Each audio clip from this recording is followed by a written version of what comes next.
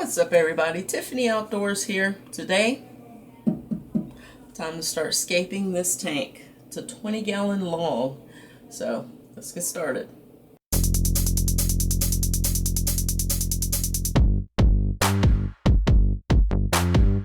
There's the hawk.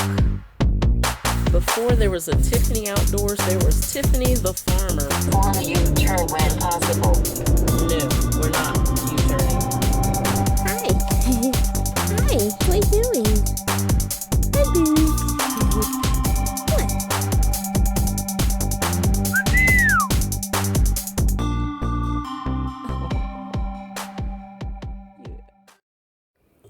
Okay, y'all, I'm putting on the background, and this is two-sided. It's black on one side, blue on the other. I didn't know I needed adhesive, so I'm just going to use some Scotch tape on the sides of it, and then I'm going to use my X-Acto knife and cut it to fit it. Sometimes you gotta work with what you got. This is what I got.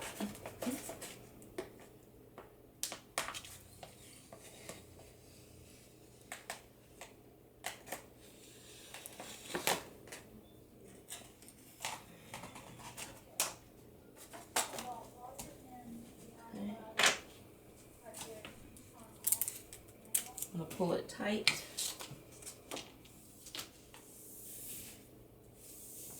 It doesn't have to be perfect because the background's going to blend in with all the plants and the rocks and things. Nobody's really going to be paying that much attention to this background. And I chose black because I feel like the black would make the other colors that I plan on putting in here pop, like the plants. I think the plants will look better against a black background versus a blue one.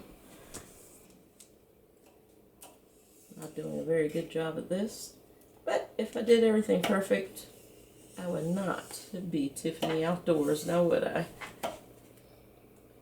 Don't do pretty and perfect here.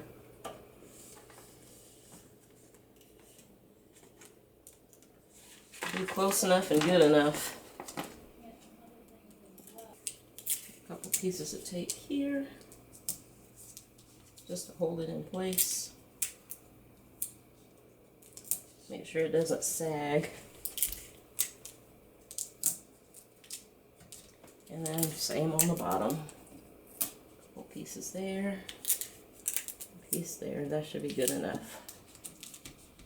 Haha, said it. Good enough. Here's the deal, y'all. I measured this whole thing wrong from the get-go. So when you make this, just make sure you do your measurements correctly. I didn't. It wouldn't be perfect if it wasn't me. Let me show you what's wrong with this stand. See that gap back there? I did not calculate the width of the 2x4s. So therefore, my measurements are off and they leave a gap here. Now, this aquarium is going to be super heavy. When you get 20 gallons in there times 8.8, we'll say like 9 pounds per gallon. So 9 times 20 is almost 200 pounds. So in order to support this while it's full of rocks, water, whatever, I cut these pieces of scrap wood that I had. They're half-inch. Yeah, they're half-inch plywood. Painted it black. I still have a gap here, and I'm okay with that. I'm okay with that small gap, but the majority of the tank will be supported by all of this. So I'm just going to put some 1-inch brad nails in here just to secure the wood down to here, and then we're going to continue on.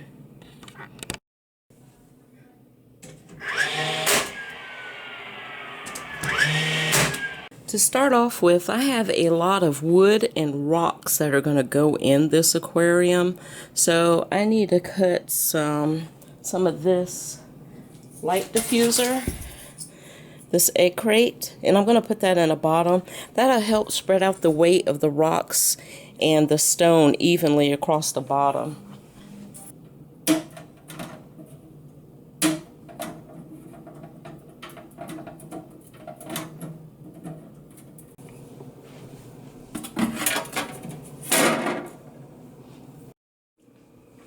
So now comes the hardest part, is the scaping. So what I'm going to do is I have it set up on this little table that I had in my office, and I'm going to get a rough idea of how I want the rock and the wood to look in there. Take a picture with it, take a picture of it with my cell phone, and then put it in its place, set it back up, and then scape it like the way I want it. So here we go.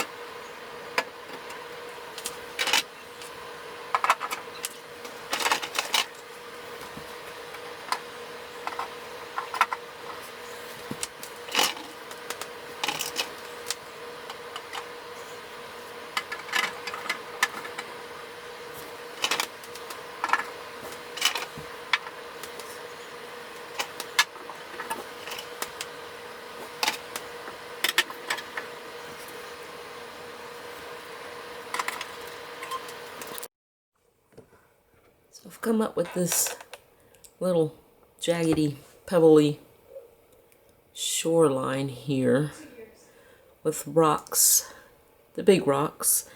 I'm not sure if I like it, but I'm gonna go with it. This is my first scaping, so I'm gonna go with it. And that piece of wood in there is absolutely massive. It's hard to see with the reflections, but let's take a look at it from the top. There we go. Nice top view.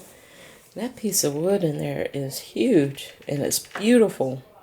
The only thing about this piece of wood is it still floats.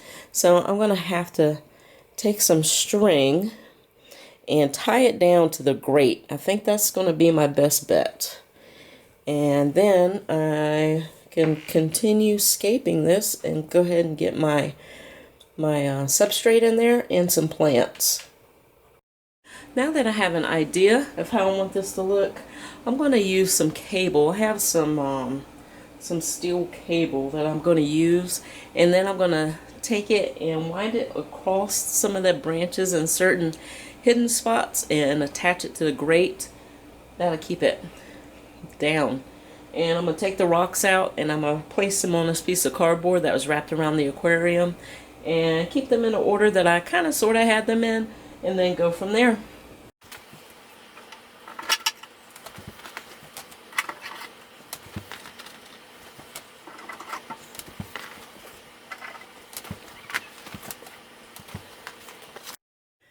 So I googled it. Do not use that. I was going to use galvanized steel. Don't do it. It will poison your fish. I'm glad I googled it. So instead, I'll be using some fishing line. Alright, let's do this. I'm going to tie it off right here at this point. Down here. I'm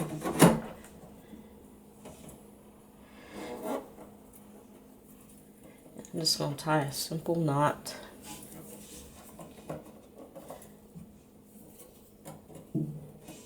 And hope that this holds and doesn't slip off. There we go. So that's one side, and when I try and pick it up, it picks the whole thing up, which is great. And I'm going to see if I can find somewhere else in the back side of that. See if I can find another area to tie off to.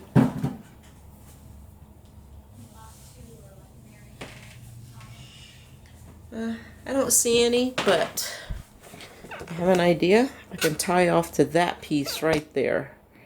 Right across there. And then I can just cover that part up with some moss.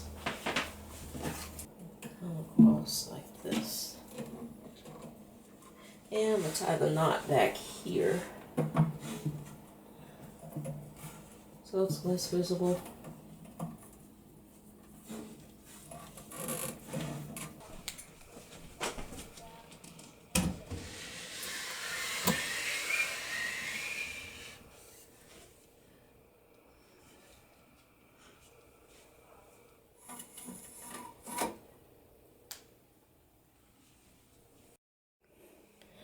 There we go. I got a temporary light up here. Ugh. I gotta be careful. I don't want that to fall.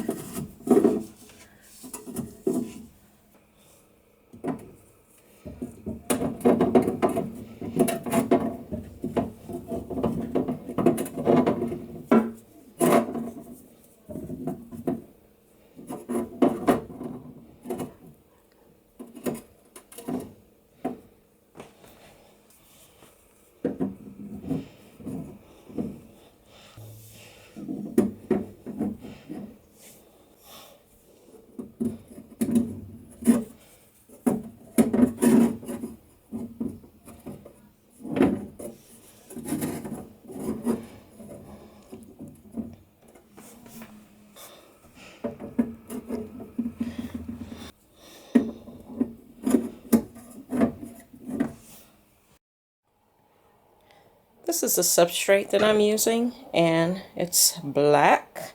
And then the sand that I'll be using for the front is that, and I got white.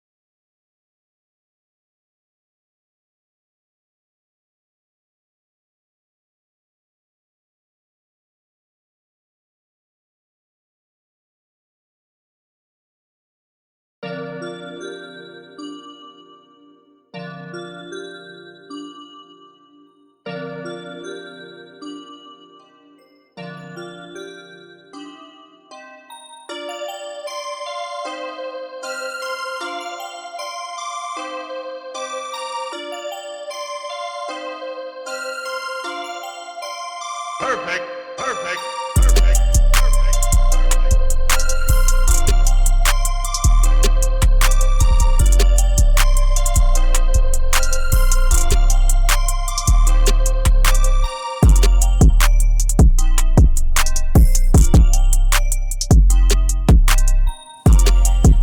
Filling this tank is going to be a challenge just because of where it's at, and the scooper.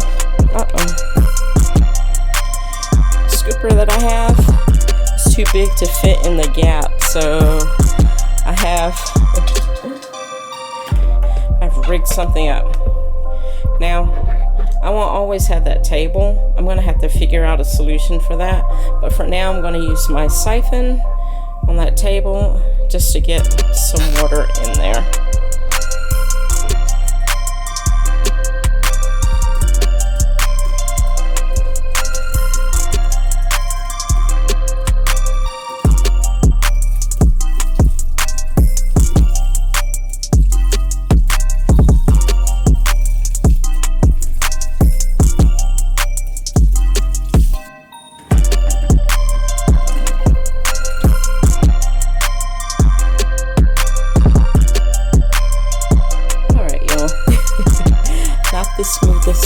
position here. So there's some problems. My piece of wood started floating, so I had to put those 3 stones on top there, and that helped put it back down. Now I'm having trouble with the filter. See, the first filter was a fully submersible filter, and it worked too good. It had too much flow. The current was just way too strong, and it was splashing everywhere. So I took that out and got my another Tetra whisper filter. This one here. Super quiet. Super quiet. The problem is I don't have enough space to get it in there. That's the space that I have to get it to hang on the back. I can reach it on that side there, but I don't want it on the side. I need it on the back because I have a light, a special light that I bought specifically for this tank, and that's not going to work with that light. So yeah, so I'm going to have to figure out how to get that filter back there without dumping everything off this way. So I'm going to take the whole rack, push it forward just enough to get that filter back there real fast, and we'll see what ensues. I'll come back. Whew, I did it. Okay. So I actually had to take it apart. There's like the motor comes off, so that's what I had to do to get it off. And now that's running. I'm happy with that. Now let me go get the light. There we go. Not too bad. It'll take a little while for all these little air bubbles to come off, and the water should clear up.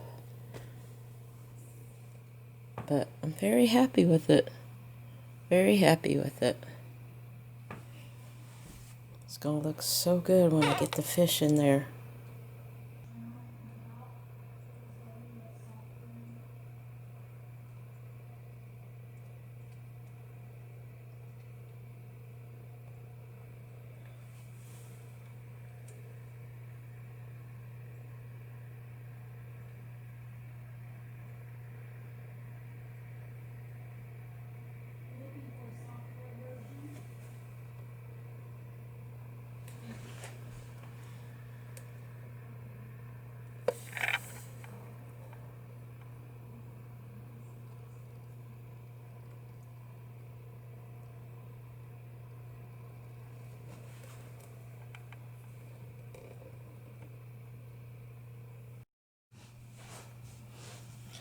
Well, y'all, I'm done for now. I want to add some more plants in here. Definitely want to add some moss. I have some Java moss that I want to add in here. I'm going to let this run for a few days and see how the plants acclimate to this. And in a couple weeks, I should be able to start by adding in my fish. So I'm going to let this run for a couple weeks, and then we'll go from there. Stay tuned for some updates on this tank. Thank you for watching. If you haven't already, make sure you hit that subscribe button, and I will see you all in the next episode. Bye.